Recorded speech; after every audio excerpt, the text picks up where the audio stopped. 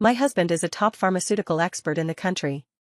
The day he developed the love-forgetting potion, our son smiled after a long time. If Mom drinks this, will she stop loving us?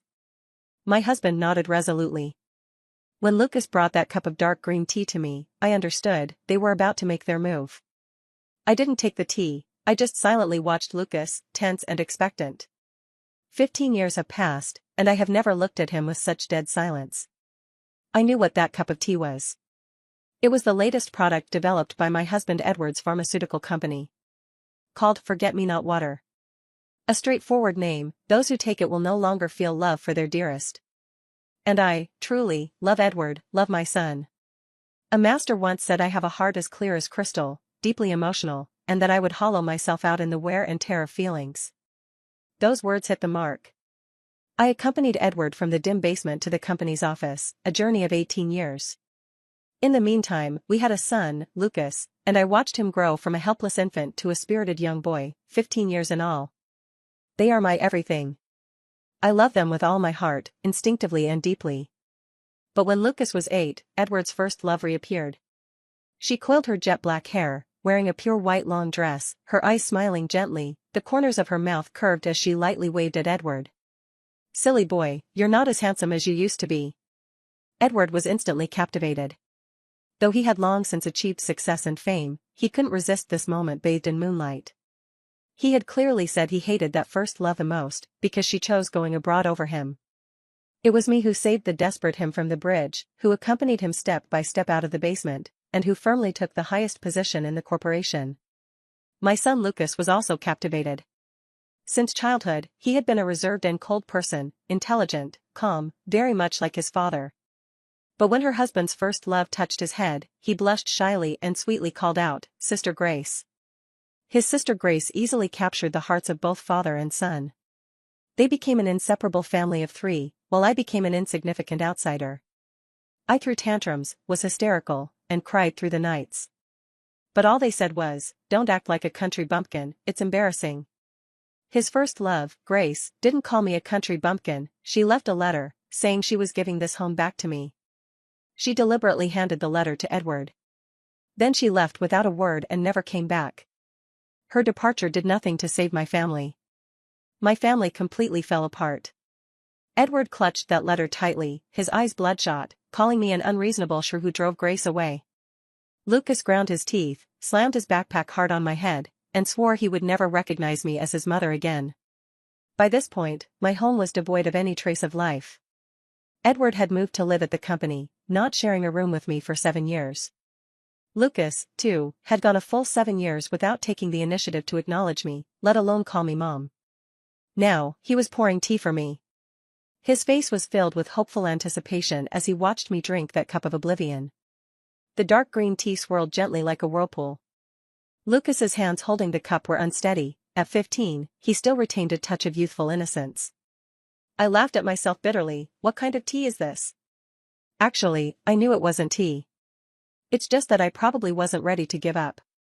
After all, I have a heart that's too sensitive, I deserve to belittle myself. It's just an ordinary cup of tea, drink it. Lucas's eyes flickered, his lashes drooping, avoiding my gaze. He had learned how to lie. I looked away, trying to keep myself calm. Where's your dad? Today's my birthday, you pour me tea, at least he could have brought me a cake. My tone was full of sarcasm. Sarcasm at the fact that in these 7 years, I had never once celebrated a birthday. Is it your birthday today? Oh, right, it's your birthday, so I came back early. Lucas lifted the corner of his eyes. Dad will be back soon, he's handling something first. No sooner had he finished speaking than the front door opened. Edward, dressed in a suit and tie, strode in, a faint, barely noticeable trace of anticipation softening his usually stern and cold expression. Like Lucas, he was hoping I would drink the forgetfulness potion. Once I did, my so-called 7 apertures exquisite heart would no longer be moved by emotions. I wouldn't become a hysterical shrew, nor would I embarrass Edward anymore. Edward and Lucas could then stand openly and proudly by Grace's side, recognizing her as the lady of the house. As for me, I no longer love them, so how could I quarrel again? This was what my husband and son were thinking. I sneered and took the cup of tea. Edward, standing at the door, pursed his lips, took 2 steps forward, then stopped. Seeing his empty hands, I deliberately asked, "Did you forget to bring a gift back?" "What?" Edward frowned deeply. This was his habit. At some unknown point, whenever he spoke to me, he always liked to furrow his brows, showing impatience. "Dad, today is her birthday. You just said you bought a gift, did you forget?" Lucas turned his head to cover for Edward. Edward pretended to realize, "Right, I know it's your birthday. I bought a gift, your favorite piano, but I left it at the company. I'll bring it back tomorrow." He was even more mature than Lucas, showing no change in expression while lying. I nodded calmly and looked down at the tea. Father and son fell silent simultaneously, and the villa was engulfed in an eerie stillness. They were both waiting for me to drink the forgetfulness potion. But I refused to drink. 18 years of effort had ultimately turned into bitter resentment. How could I accept it? Even now, they were still lying to me, pretending to remember my birthday. I was determined to tear off their disguise. Glancing sharply at the two of them, I slammed the teacup down on the table. "Thanks, but I'm not thirsty." "You have to drink it even if you're not thirsty, your son means well." Edward immediately grew anxious. He stepped closer, lifted the teacup, and offered it to me. "Drink it quickly, or your son will be heartbroken." Lucas beside him nodded repeatedly.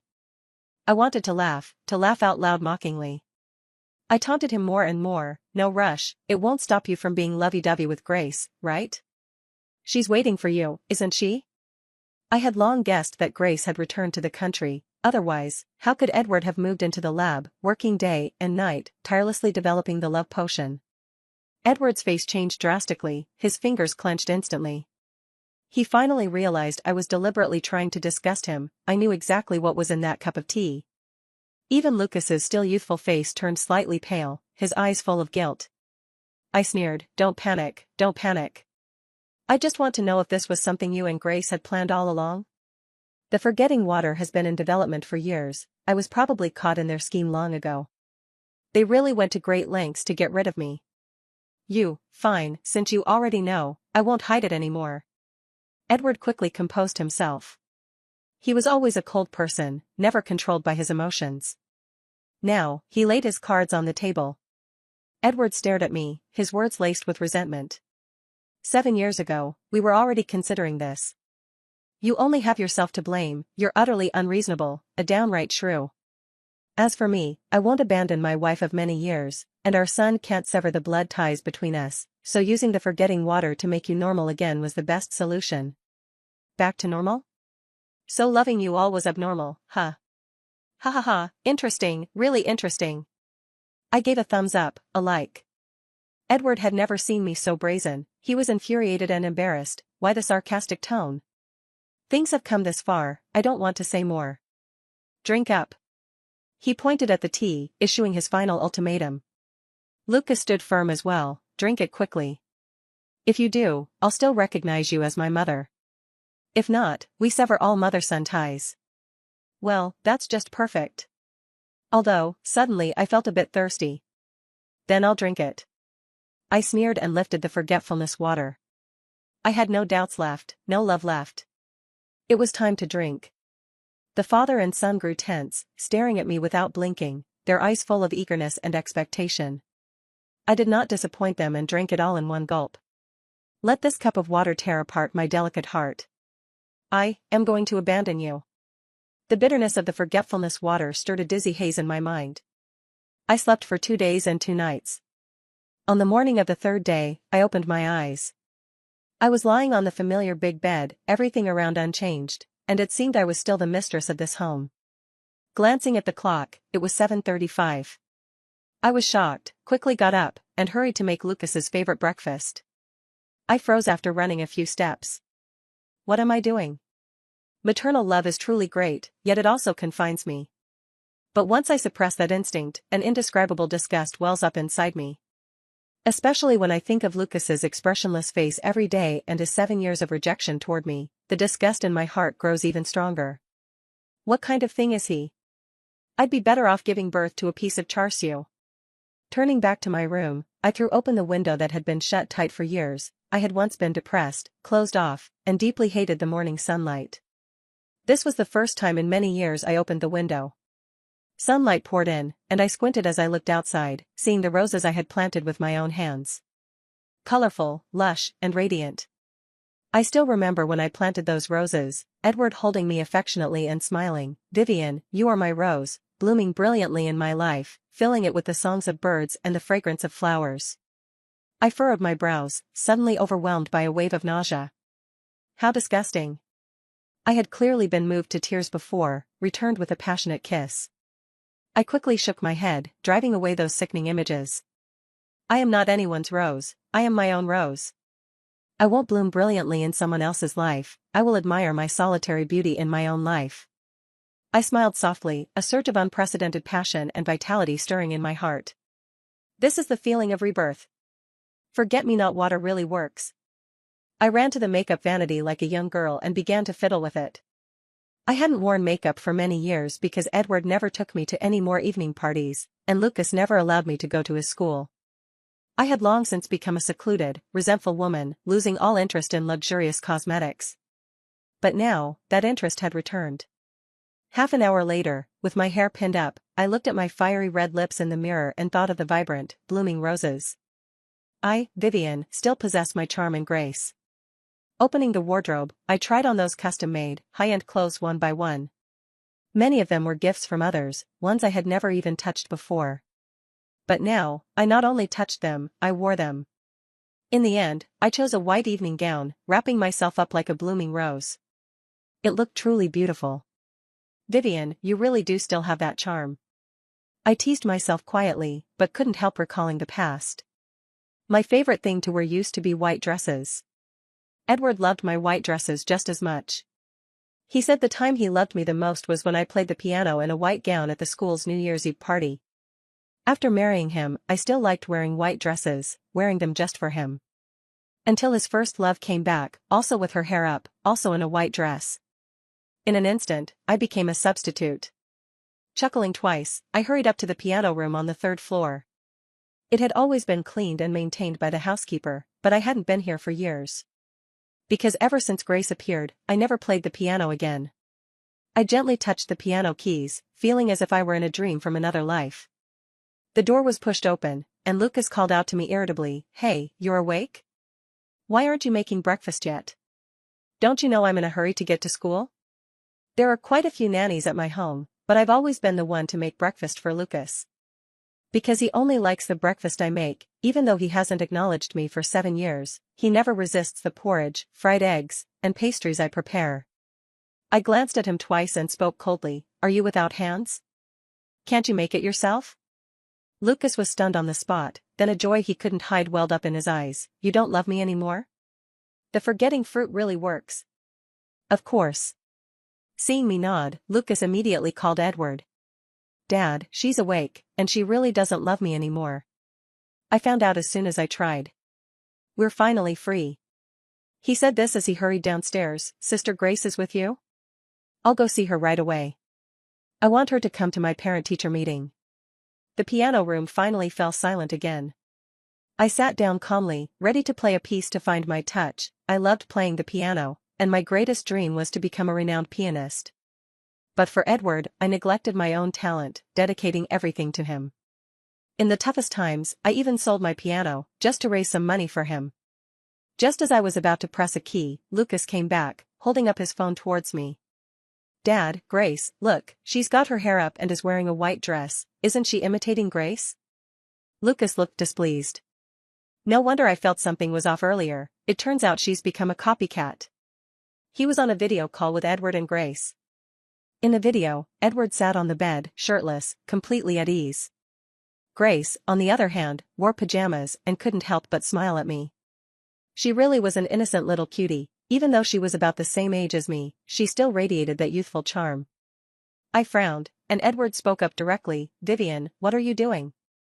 Didn't you say you didn't love me anymore? Who are you trying to impress by dressing like Grace?" "Silly goose, don't scold Vivian like that. Wearing the same outfit is totally normal, she probably didn't mean it," Grace said, barely holding back her laughter, her smile almost stretching to her ears. Lucas snorted coldly. "Sister Grace, she did it on purpose." It's so bizarre, copying someone else's hairstyle and outfit. Is that really necessary? Grace said nothing, teasingly waiting to see how I would handle it. I stood up and slapped Lucas across the face. The slap was merciless. Lucas's still youthful face immediately swelled and reddened, blood trickling from the corner of his mouth. He covered his face in disbelief, staring at me intently. 15 years have passed, and I have never hit him. But now, I am using all my strength, wishing I could beat this beast to death. Edward was stunned. Vivian, you hit your son? Are you crazy? Doesn't a beast like this, who doesn't love his own mother and treats her like a concubine, deserve to be hit? I flicked my hand, tightening my slightly loosened long hair into a firmer bun. Lucas's lips trembled, and for a moment, he didn't move. Grace was indignant. Miss Vivian, watch your words. I am not a mistress. I knew Edward long before you did. All right, mistress, go make breakfast for your husband. Being Mr. Edward's virtuous wife and good mother isn't an easy role. I sneered, then waved at Lucas. Get lost, you beast. You have no right to shout at me. Mind your place from now on. Lucas's throat felt like it was filled with lead, and he couldn't utter a sound for a long time. In the end, he threw up his hands and left. Fine, from now on, let's completely sever our mother-son relationship. I don't want a shrew of a mother like you. Good, I support that. I don't care at all, I just find Edward and Lucas utterly disgusting. I can't stand them even a little. After playing the piano for a while and finding that youthful feeling, I smiled and stretched lazily. Vivian, it's time for you to go back to the past. The first thing, leave this house. I asked Butler Zhao to pack up the things I needed, then walked out of the villa without looking back. Butler Zhao quietly called Edward and said I was leaving. Edward asked Butler Zhao to put the call on speaker and deliberately raised his voice. If she wants to leave, let her go. What does it have to do with me? I turned back with a smile. Of course it has nothing to do with you. Bye-bye. I went to my other villa and started living alone. Since I was living alone, I naturally had to find something to do. Like working out, traveling, dancing, and finding male models. Of course, the most important thing was practicing the piano. I really wanted to become a pianist. I had studied music myself, and in college, I stunned everyone by playing the piano at the evening party, earning continuous praise from my mentor. As a result, I fell in love and devoted everything to Edward. Now, with my delicate heart shattered, I naturally had to become a piano prodigy who would astonish the world. I enrolled in a renowned piano institution, even spending a fortune to hire a famous teacher, embarking on a monotonous routine. Eat, sleep, practice piano. Half a month later, Butler Zhao called me to say that Lucas had a high fever and, in a daze, called out Mom. I wondered if he was thinking of me. What does that have to do with me? I hung up the phone and walked out of the institution's gate, only to see a big boy sitting on the stone steps nearby. He hung his head, drawing a piano on the ground with a piece of chalk in his hand. I was taken aback. Isn't this Evan from the youth class? Evan was a prodigy in the youth class, only 15 years old, yet he had already participated in numerous piano competitions and achieved excellent rankings. I've heard him play the piano, truly breathtaking. Unfortunately, this tall young man has always been aloof, never speaking to anyone. I've been here for half a month and haven't exchanged a single word with him. After a moment's thought, I walked over and asked, Evan, aren't you going home yet? Evan looked up, his slightly tousled hair fluttering in the evening breeze, his deep eyes like stars. What a handsome young man. Miss Vivian, I'll be going back soon, Evan replied, then lowered his head to continue drawing the piano. I was stunned for a moment. You know me?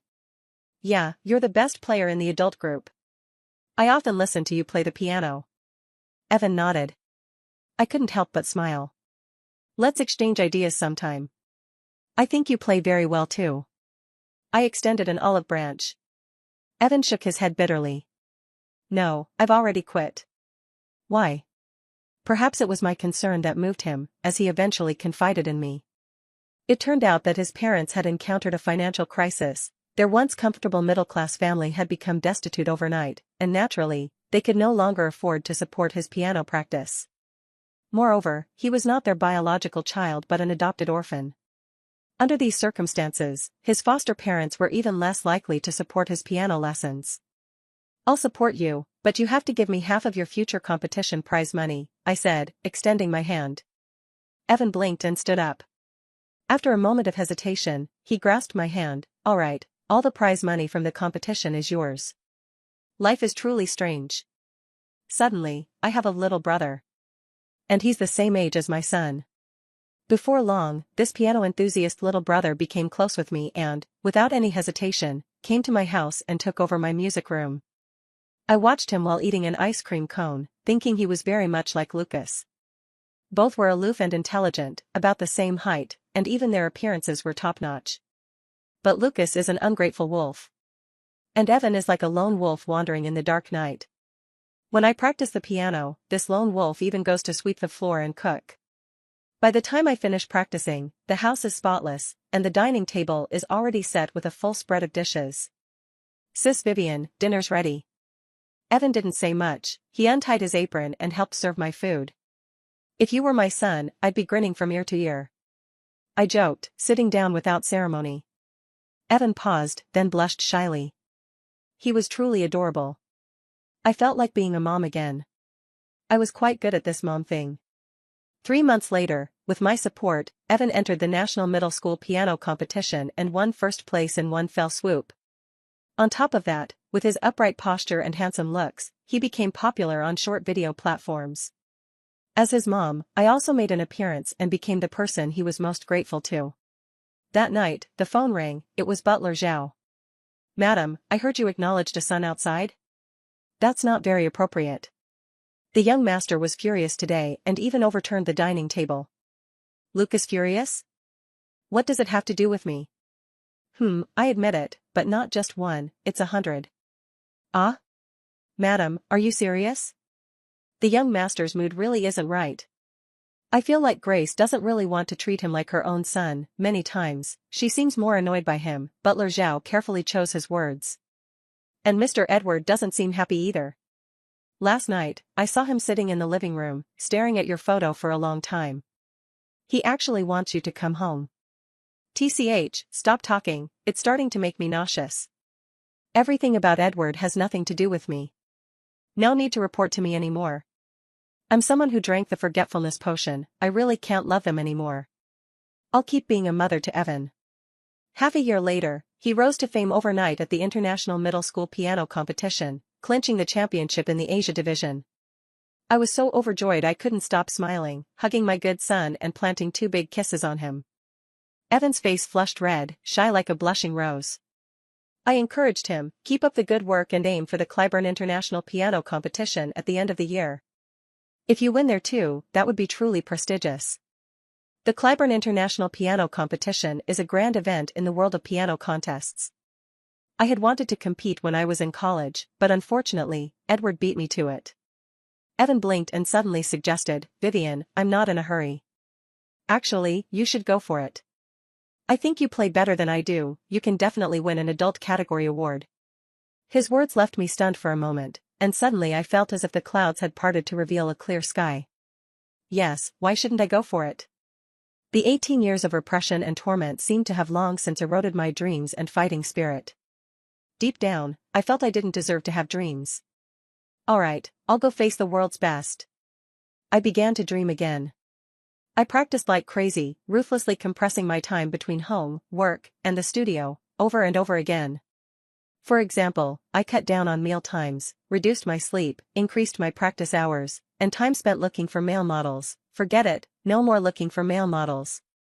At the end of the year, I boarded a plane bound for abroad. 3 days later, I made a stunning debut at the Clybourne International Piano Competition. I ultimately won second place in the adult category. Although not the champion, I was very satisfied and shed tears during the award ceremony. No one knew how long I had waited for this moment. The dream of my youth was finally fulfilled. The journey in between was 18 years of hardship. On the day I returned home, some fans actually came to pick me up at the airport, and Evan was among them. He hugged me first, his eyes red-rimmed. Back home, he pointed to a huge pile of luggage in the backyard and said angrily, Sister Vivian, the day after you left, your husband and son moved all your things over here. They said you don't need to come back anymore. Actually, on the day I went abroad, Edward sent me a message. He was extremely displeased. Vivian, how long has it been since you came home? Although I don't care, as the lady of the J group, so many people are watching you. You ran away from home and are raising someone else's son outside. Don't you feel ashamed? I even found out you're going abroad to compete. Are those things of yours more important than me and our son? In his eyes, my dreams were just trash. So I replied to him, everything about me is more important than you and Lucas. He got angry and warned me that if I didn't come home the next day, I should never come back. Of course, I agreed. Who wants to go back anyway? Not bad. I rummaged through the luggage in the backyard, there was nothing valuable. This was just Edward and Lucas venting their frustration. Sometimes men are really pathetic, clearly hoping I wouldn't love them, but when I actually stopped loving them, they felt uneasy and unhappy. The genius couldn't care less about them. I'm very busy right now.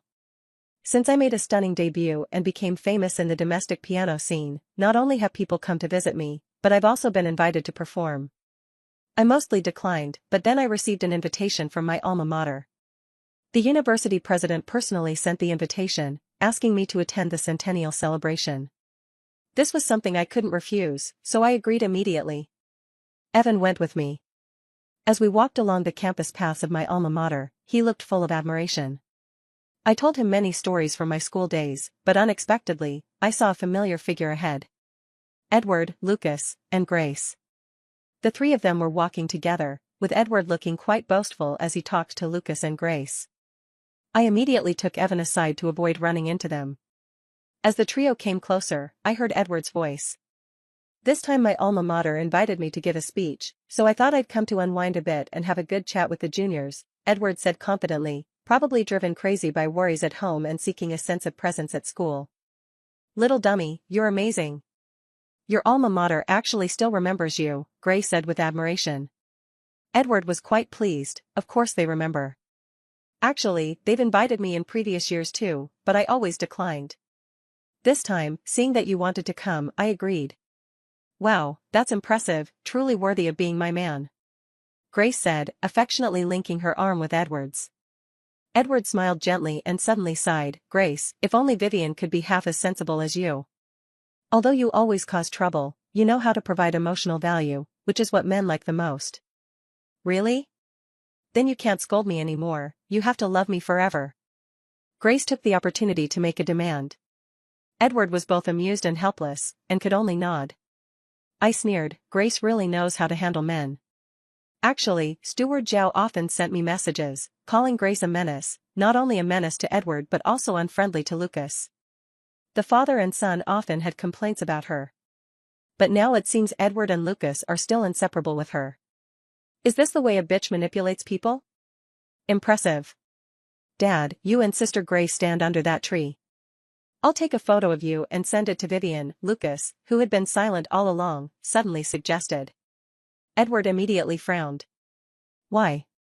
I heard Vivian won an award. Haha, what's the use of her glory? Her son doesn't love her, and her husband doesn't love her either. Lucas sneered as he raised his phone, his tone full of resentment. Edward was about to object, but Grace pulled him into a pose. Click, click, the photos were taken. Lucas eagerly sent them to me, he still had my WeChat. Since he had never harassed me on WeChat, I had never deleted him. At this moment, I received a message, it was a photo of Edward and Grace together. Grace was beaming like a flower in full bloom, her eyes brimming with pride. Edward looked a bit uneasy, his smile somewhat forced. After sending the photo, Lucas sent me a voice message. Vivian, take a good look at who this is. You haven't come home for so long, there's no chance for you to come back now. Dad doesn't want you anymore, and neither do I. You just take good care of your son. His resentment and jealousy were palpable. I shook my head and blocked him. I came to attend the school anniversary, not to step into a pile of dog poop. At 6 p.m, the school anniversary proceeded as scheduled. The auditorium was packed, leaders, teachers, students, all tightly packed and brimming with excitement. After the principal's speech, it was time for a few promising graduates to take the stage and give their speeches. Edward was one of them. Handsome and wealthy, the mature gentleman sparked cheers as soon as he stepped up, and the atmosphere grew lively. Once the speeches were over, the performances began. Having graduated long ago, I naturally wasn't the grand finale. I was the first to appear. The host's introduction was full of admiration, praising me from head to toe. Then, I took the stage to perform. My hair was pinned up, my white dress worn, the moment dreamlike, as if time had rewound 18 years. The lights dimmed, and a piano was already set up center stage. As usual, I was to say a few words. I had rehearsed my speech countless times in my mind. No, not countless, many years, to be precise, 18 years. A full 18 years, my youth, my vitality, all devoted to one man. But now, 18 years later, I was going to dedicate myself to me. Gripping the microphone, I scanned the room. Silence fell, many students awaited my words. In the front row, Edward's face was full of shock, staring at me in a daze. Beside him sat the enchanting Grace. Grace's face darkened terribly, she couldn't help but sit up straight, lift her chin, and tense the arm she had hooked through Edward's. Lucas was there too, his eyes wide open in disbelief, rubbing them several times as if he couldn't believe what he was seeing. I withdrew my gaze and spoke softly. Classmates, when I was 20, I stood right here. Back then, I performed at the evening party and made a stunning debut. At that time, I thought, I'm already this good now, what will I be like in the future? I was sure I would become a nationally renowned concert pianist. Pausing for a moment, I grinned, but in the end, I became a devoted wife and mother, a rose blooming for others. Colorful and radiant, dazzlingly beautiful, but meant to be admired by others. In the audience, many students seemed thoughtful. A girl whispered to her friend, "Marriage is like a grave." If Senior Vivian hadn't gotten married, she would have achieved her dreams long ago. Edward's expression shifted, and he stared at me without blinking. He understood the deeper meaning behind my words better than anyone. I continued speaking, I have been a rose for 18 years. Now, I will still be a rose, but this time I will bloom for myself. After finishing, I took my seat and began to play. The hall fell silent, the piano melody flowing gently. I was deeply focused, this performance meant more to me than even the Clyburn International Piano Competition. In my eyes, I seemed to see blooming roses, not the ones Edward and I planted, but the ones I had planted myself. When the piece ended, everyone applauded enthusiastically. I bowed in thanks, without glancing at Edward, and strode off the stage. Evan greeted me, holding a bouquet of flowers, roses, just like the ones I had seen. I went viral. The internet is so advanced, someone posted a video of me playing, and then it blew up. I took a look, and netizens all called me First Love. They said first love is just first love, regardless of age, it's a feeling. I watched the video myself but didn't really feel anything. This hairstyle and white dress are perfectly normal. 18 years ago, I was like this, 18 years later, I still am.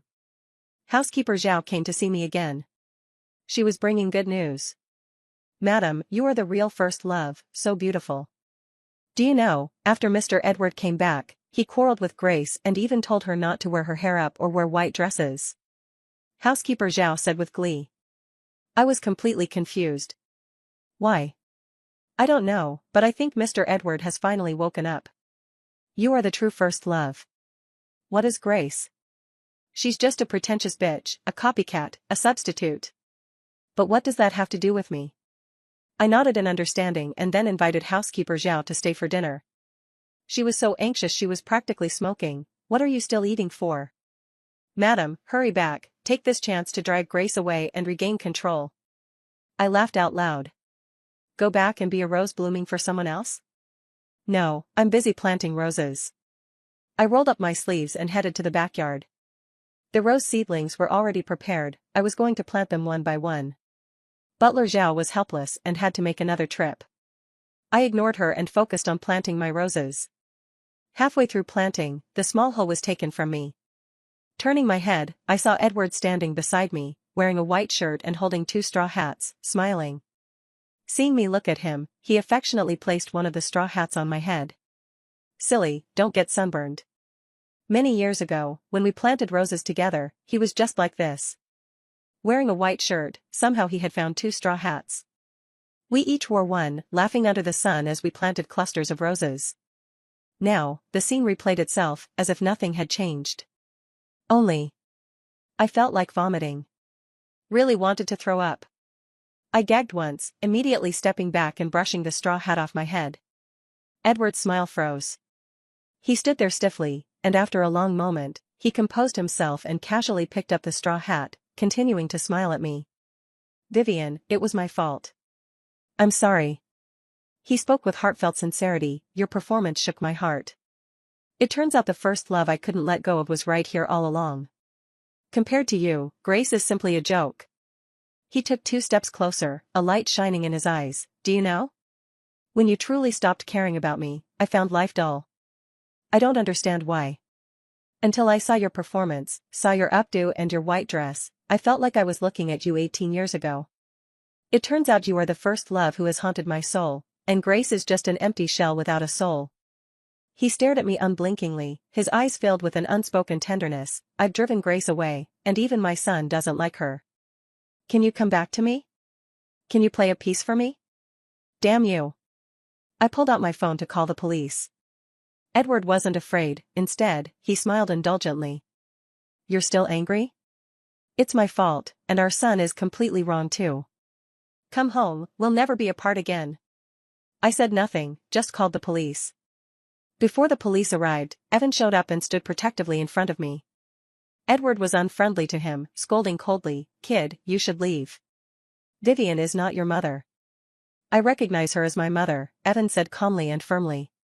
Edward was furious, but someone was even angrier than him. At the corner of the yard, a figure rushed out. It was Lucas. He shoved Evan to the ground and shouted curses. Vivian is my mom. Who do you think you are? I'm going to kill you. Lucas had long since abandoned any sense of decorum. He had grown increasingly irritable these days. Evan was not one to be easily bullied. He immediately fought back, grappling with Lucas. Lucas came prepared. He even had a stone in his pocket, which he grabbed and hurled at Evan's head. I was shocked and slapped Lucas across the face with a shovel. Lucas's nose was broken on the spot, blood pouring everywhere. He was completely stunned, sitting dumbfounded on the ground, bleeding and staring at me blankly. Edward was both shocked and anxious, quickly supporting Lucas and asking if he was okay. I helped Evan to his feet and brushed the dust off him. Mom, you hit me. Lucas's voice trembled, blood flowing into his mouth, staining his teeth red. You hit me for the sake of a stranger. Tears welled up in Lucas's eyes, flooding over in an instant. I shouted angrily, Are you crazy? Grabbing a stone to kill someone? Lucas's lips trembled violently. My outburst seemed to crush his spirit. He suddenly wilted and broke down crying, Mom, you are my mom, you are my mom, you can't love anyone else. Come back. Edward remained relatively calm. He shot Evan a fierce glare and hurriedly took Lucas to the hospital. I asked Evan if he was okay. He shook his head and hesitated before speaking. Sister Vivian, my biological father has found me. Evan has been found by his biological father. After Evan became famous, I contacted a charity organization to help him find his family. Now, we've finally located them. Just this morning, his biological father met with him and confirmed their blood relation. Evan came to the villa specifically to tell me. My dad's name is Sebastian, he's American, and he's taking me home. Evan's eyes flickered, his tone full of reluctance. I was taken aback. Sebastian? American. Your dad is the American tycoon Sebastian? As the lady of the J Group, I had long heard of Sebastian. He was a business tycoon, far more formidable than Edward. I don't know, but he seems very rich. Evan didn't care about these things, his eyes burned as he looked at me. Sister Vivian, come with me, I'll take care of you. Do I look like I need money? I don't want you to support me. I patted his head. Go back and practice the piano well. One day, you'll reach the top. Evan said no more, gave me a deep look, and then left. I stretched lazily and continued planting my roses. After planting the roses, all that was left was to wait for them to bloom and bear fruit. But it's a long process, and I'm not foolish enough to just wait around. I have plenty of things to do now. Playing the piano is just one of them. If I want to shine as brilliantly as the roses, I naturally have to live a dazzling life. Fitness, travel, dancing, painting. I do whatever I want, no longer confined by any boundaries. A year later, I finished a global journey and set foot on my homeland. The roses bloomed. My heart was full of joy, I touched them, took photos, and even wept tears of happiness. Someone rang the doorbell. I thought it was Edward's ghost haunting me again, and immediately darkened my face. When I went to check, it was housekeeper Zhao. She wasn't wearing her housekeeper uniform anymore, but was dressed as a free person. I was a bit surprised. Housekeeper Zhao, were you fired? I resigned myself, it's been almost half a year. Housekeeper Zhao's emotions were complicated, as if she wanted to say more but held back. I told her to speak up if she had anything to say. She sighed. The young master's temperament has changed drastically, he lashes out and beats us frequently, sometimes brutally. We were all scared and ran away. I said nothing. Steward Zhao continued to explain, the young master has been looking for you many times. He's even stopped attending school and keeps talking about you every day, but he just can't find you. The company has also collapsed. I heard it's because they offended a major American tycoon and became a target. An American tycoon? Sebastian? I asked casually. Yes, that's the name, Steward Zhao said sympathetically.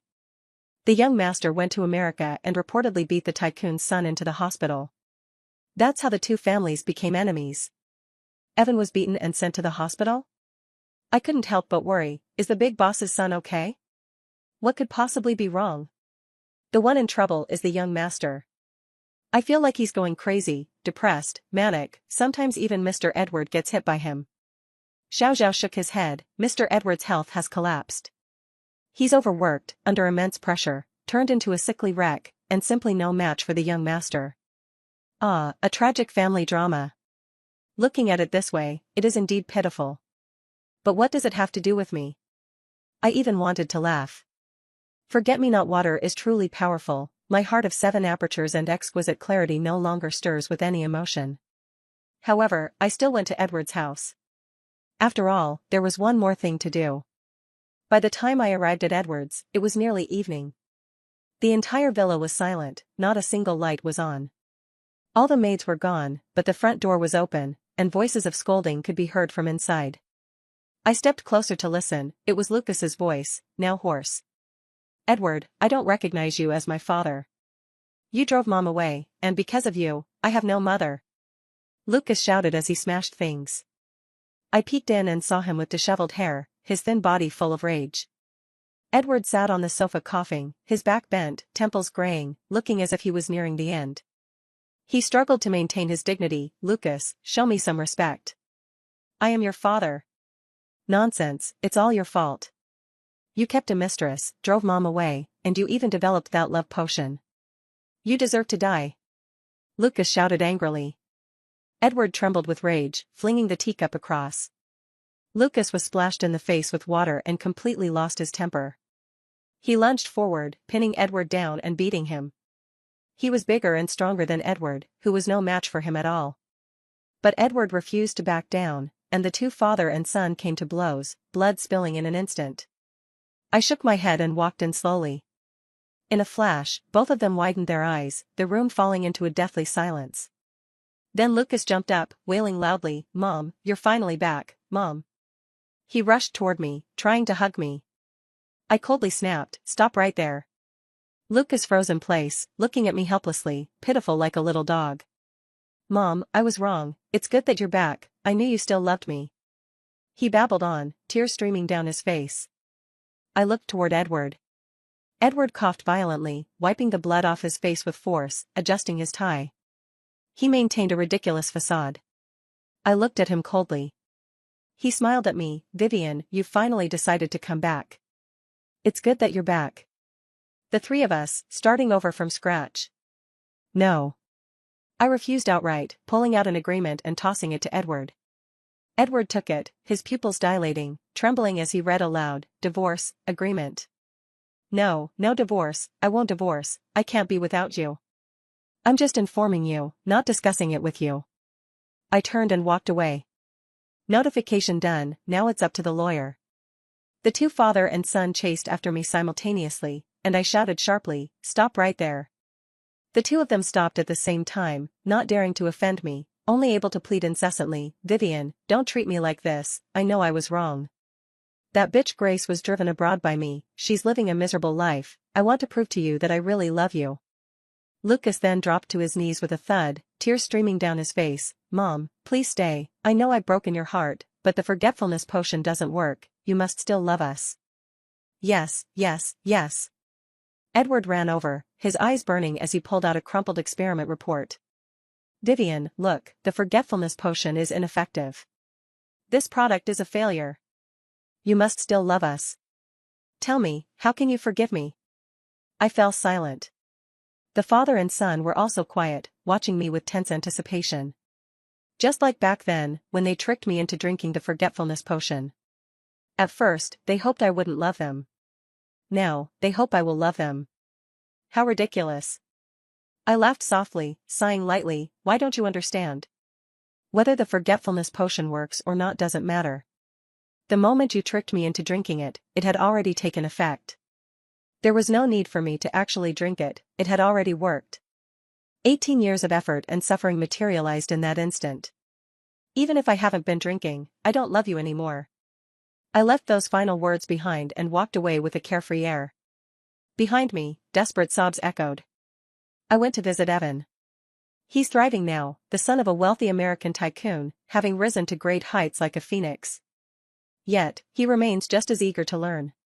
When I visited his home, he was practicing in the music room, his handsome profile utterly focused.